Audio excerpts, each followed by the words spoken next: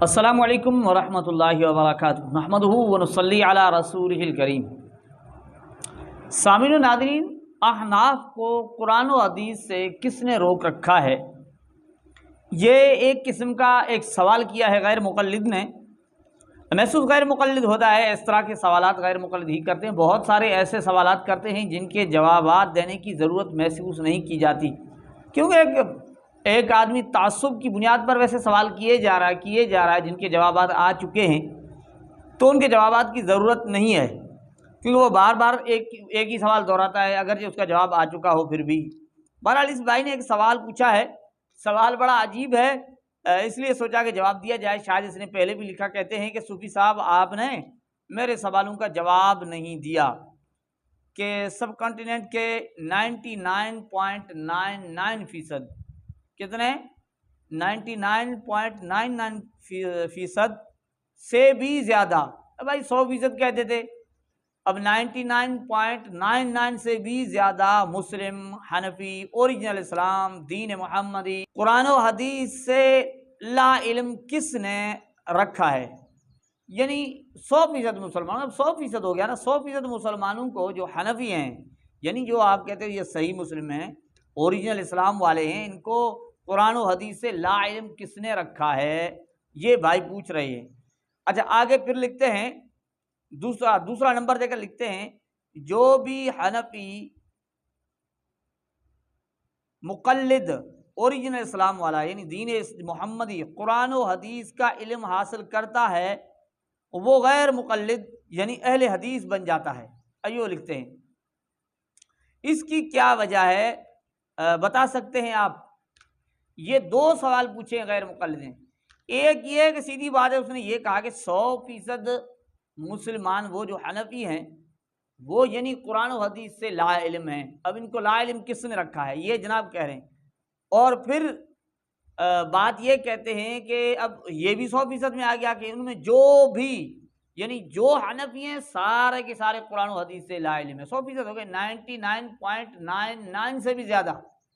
اب سمجھ رہے ہیں، اس سے بھی زیادہ، یعنی 100% سارے کے سارے احناف قرآن و حدیث سے لا علم ہے۔ کس نے ان کو لا علم رکھا ہے؟ کون انہیں قرآن و حدیث کا علم حاصل کرنے نہیں دے رہا؟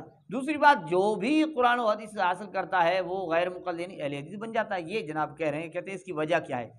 اب دیکھیں، یہ بات جو اس نے کہی ہے نا کہ 100% احناف قرآن سے ان کو لا علم کس نے رکھا ہے قرآن و حدیث سے، تو یہ بات جس طرح اس نے 99.99 سے بھی زیادہ لکھا ہے، تو میں سے کہتا ہوں یہ 100% سے بھی زیادہ بالکل جھوٹ ہے، بالکل جھوٹ ہے۔ کیوں؟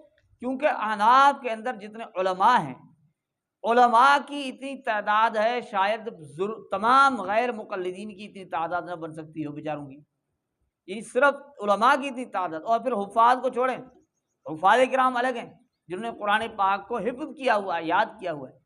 اور پھر مدارس کی تعداد کتنی ہے؟ مدارس کی تعداد غیر مقلدین کہاں ہے؟ اور احناف کے جتنے مدارس ہیں، احناف کے مدارس کی تعداد کے آدھے حصے کیا، یعنی چوتھائی حصے کے برابر بھی غیر مقلدین کے مدارس نہیں ہیں۔ اب وہ قرآن سے دے رہے ہیں، حفظ پڑھا رہے ہیں، احادیث پڑھا رہے ہیں، اور ان کے اندر یعنی وہ علوم پڑھا رہے ہیں، علماء تیار ہو رہے ہیں، حفاظ کرام تیار ہو رہے ہیں۔ یہ کون دے رہے ہیں؟ یہ احناف ہیں۔ اب یعنی یہ بات تو اس کی بالکل جھوٹی ہو گئی، بالکل ہی جھوٹی ہو گئی، یہ بات کسی طرح بنتی نہیں ہے۔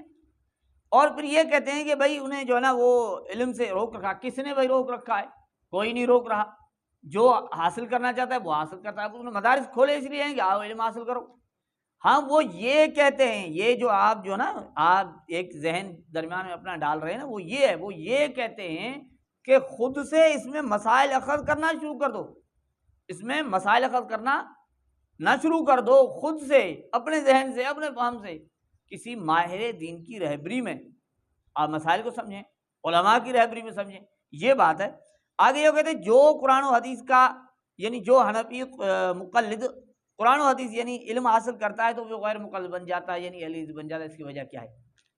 یہ تو بات ابھی اس پہلے جواب میں یہ بات آ گئی۔ تو کتنے علماء ہیں جنہوں نے قرآن و حدیث پڑھ رکھا ہے، احادیث بہترین انداز میں سمجھتے ہیں، ان کے مفہوم کو سمجھ۔ اچھا، آپ کو یہ بتاؤں، خود غیر مقلدین کا اقرار ہے کہ احادیث کی خدمت بھی علماء دیوبند نے کی ہے، یہ بھی خود غیر مقلدین مانتے ہیں۔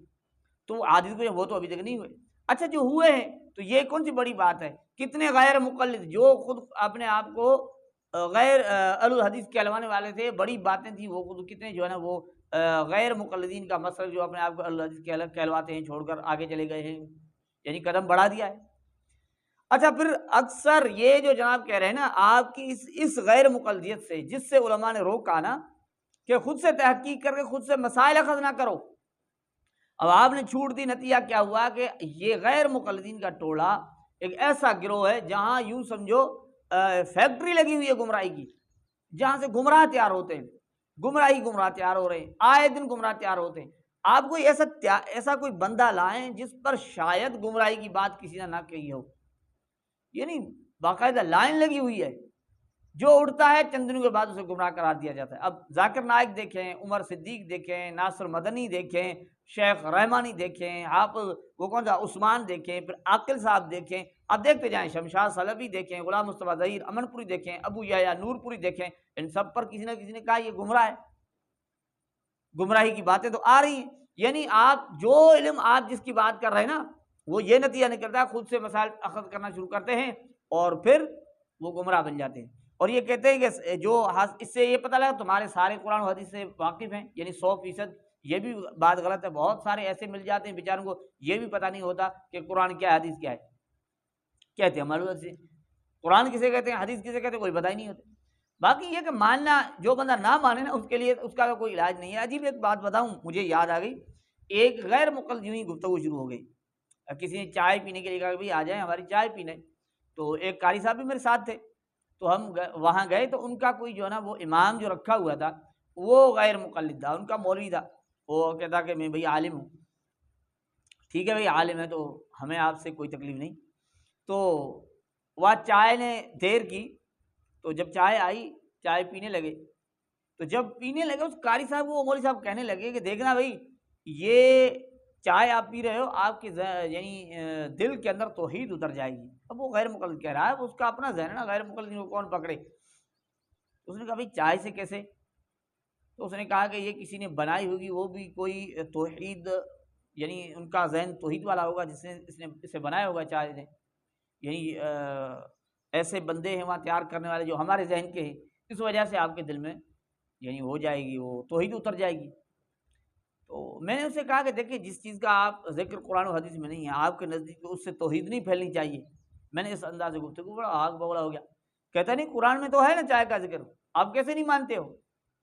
تو میں نے کہا کہ ٹھیک ہے پھر آپ آیت سنا دیں. وہ کسی بچے کو کہنے لگا جاؤ قرآن پاک اٹھا لے کر آؤ، قرآن پاک اٹھا کر لے کر آؤ، میں سے دکھاؤں چائے لکھی ہوئی قرآن پاک کے اندر.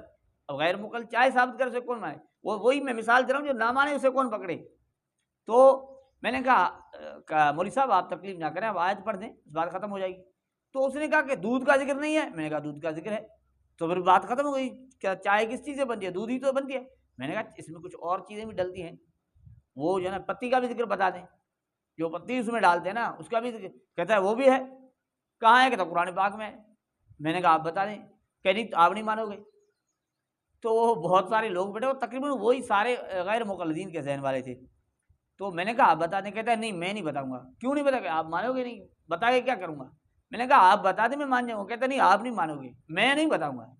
میں نے کہا حضرت آپ بتا دیں. کہا نہیں بتاؤں گا، آپ مانو گے نہیں. میں نے کہا دیکھیے میں نے دودھ کو مان لیا، آپ نے کہا دودھ.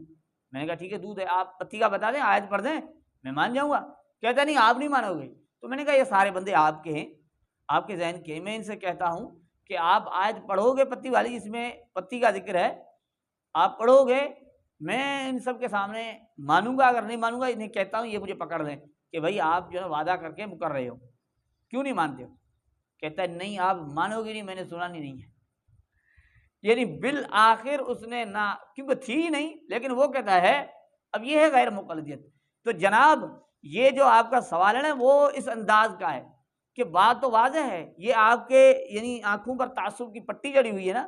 اتنے علماء آپ کو نظر نہیں آ رہے، حفاظ نظر نہیں آ رہے، دین کی خدمت علماء دیوبند، علماء حناف سے اللہ نے لی ہے، اللہ جل جلالہ کا کام لے رہے ہیں. خود غیر مقلدین کے علماء بھی اس چیز کو مان رہے ہیں، اور علم والے لوگ ان کی کتب غیر مقلدین کے مدارس میں پڑھائی جاتی ہے. یہ حال ہے بیچاروں، ان کی لکھی ہوئی کتب کو پڑھاتے ہیں اپنے مدارس میں.